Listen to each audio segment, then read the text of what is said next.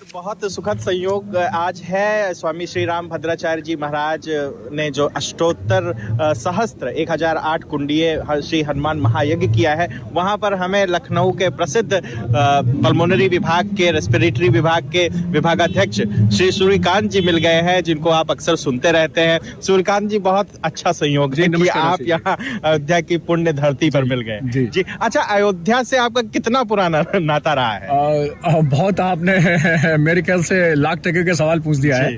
अब हो सकता है ये करोड़ों टके का हो गया हो। मैंने एमबीबीएस में प्रवेश लिया था किंग जॉर्ज मेडिकल कॉलेज में 1983 में, और मैं तृतीय वर्ष का छात्र था। वर्ष था 1986। अच्छा। अयोध्या में राम मंदिर का ताला खुला था। तो हम सब एमबीबीएस के छात्र थे। मैस में एक दिन खाना खा रहे थे और कहा, भाई ताला खुला है तो हम लोग को भी दर्शन करना चाहिए। तो उस समय हमारे एक गुरु हुआ करते थे, अब तो वो रिटायर हो गए हैं, अभी स्वस्थ हैं, दीर्घायु हो, डॉक्टर जीके सिंह साहब। अच्छा। तो वो हड्डी विभाग में असिस्टेंट प्रोफेसर थे। हम लोग थोड़ा उनसे स्नेह मानते थे, तो उनको गार्जियन बना के 40 लोग एमबीबीएस के छात्र एक बस करी और गुरुजी को गार्जियन बनाया और हम मंदिर दर्शन के लिए आ गए। हमने रामलला के दर्शन पहली बार किए 1986 में, यानी 38 वर्ष पहले। अच्छा। अब आपने पूछ ही लिया है तो हम 38 वर्ष पीछे चले गए। 1986 में जब ताला खुला, 40 लोग आए, स्नान किया, रामलला के दर्शन किए, और दर्शन करके जब पीछे की तरफ आते हो तो आपको याद होगा एक बड़ा सा पेड़ है वहाँ। उसी पेड़ के नीचे पूरी सब्जी मैस से बनवा के लाए थे, वहीं सबने खाई। और गुरुजी हमारे बड़े आध्यात्मिक हैं, doctor GK Singh, doctor Girish Kumar Singh, उन्होंने हमें प्रवचन दिया रामायण पे। पहला प्रवचन जीवन का हमने रामायण पे सुना। आपका लगभग 38-40 वर्षों 4 दशकों का नाता है अयोध्या से। कितना आपको बदली और संवरी लग रही है? बहुत बदली समझ। मैं तो कहूंगा कि मुझे ऐसा लगता है कि जब सीता जी आई होंगी अपने ससुराल, और या फिर रामचंद्र जी आए होंगे जब रावण का वध करके, शायद इतनी अयोध्या सजी होगी। हमें लगता है ये हम लोग वो तो नहीं देख पाए, कल्पना कर सकते हैं, लेकिन वो कल्पना साकार हो रही, शायद इतनी ही अयोध्या सजी होगी। और मैंने किसी शहर को इतने बड़े पैमाने पर, परसों देखिए मैं 3 दिन से अयोध्या में हूँ, परसों भी था, कल मैं बस्ती और गोरखपुर में था, लेकिन परसों में जब मैं था तो पूरे दिन मैंने अयोध्या की गलियों को घूमा, पूरे दिन घूमा, और मुझे ऐसी कोई गली नहीं मिली। ये हमारे शोएब भाई मित्र हैं, और ये शोएब भाई परे पुत्र हैं। मैं इनके शोएब भाई के बारे में बता दूं, ये जब हमारे लखनऊ में आते हैं तो हनुमानगढ़ी का प्रसाद हमारे लेके जाते हैं। यही भारत है, यही भारत की संस्कृति है, और ये इसी तरह भारत जिंदा है इसी संस्कृति के कारण कि शोएब भाई है और हनुमानगढ़ी का हमारे लिए प्रसाद आते हैं, रामलला के दर्शन कराते हैं, सरयू नदी का नौकायन कराते हैं, गुप्तार घाट भी ले जाते हैं। हमने हर गली को देखा, और ऐसी कोई गली नहीं जहां पर कंस्ट्रक्शन वर्क न कर रहा हो, जहां सफाई का अभियान न चल रहा हो, जहां निर्माण कार्य न चल रहा हो, जहां सुसज्जीकरण न चल रहा हो।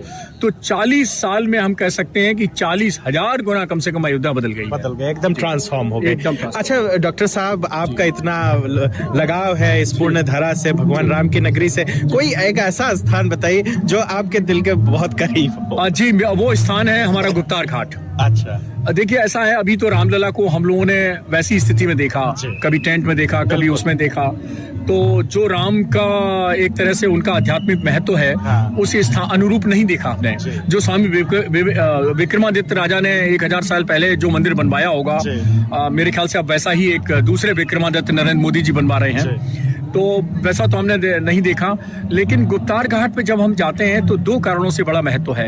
एक तो ये कि राम ने एक आदर्श राजा का, आदर्श पुत्र का, आदर्श पति का रोल किया। उसके बाद वो जो अयोध्या को छोड़ के जाते हैं तो उस स्थान से छोड़ के जाते हैं। किस स्थान को, कितनी पवित्र भूमि रही होगी कि पूरी अयोध्या में राज्य करते हैं, और जब जाते हैं विष्णु रूप में वापस तो वो इस स्थान से जाते हैं जहां चरण पादुका को छूते हैं, तो ऐसा लगता है कि अभी अभी रामचंद्र जी जो है वो सरयू नदी में प्रवेश कर रहे हैं, ऐसा फील आता है।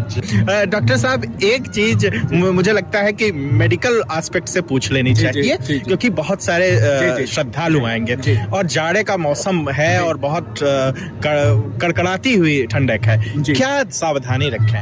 देखिए, सर्दी में सबसे बड़ी सावधानी है कि अपने शरीर का टेम्परेचर बहुत ज्यादा ठंडा ना हो, यानी कि सर्दी अनुकूल कपड़े पहने, नंबर 1 बात। नंबर दूसरी बात है कि शाम को 5 मिनट की भाप जरूर ले लें। भाप ले लेंगे तो जो प्रदूषण आपके फेफड़े में चला गया है वो क्लियर हो जाएगा।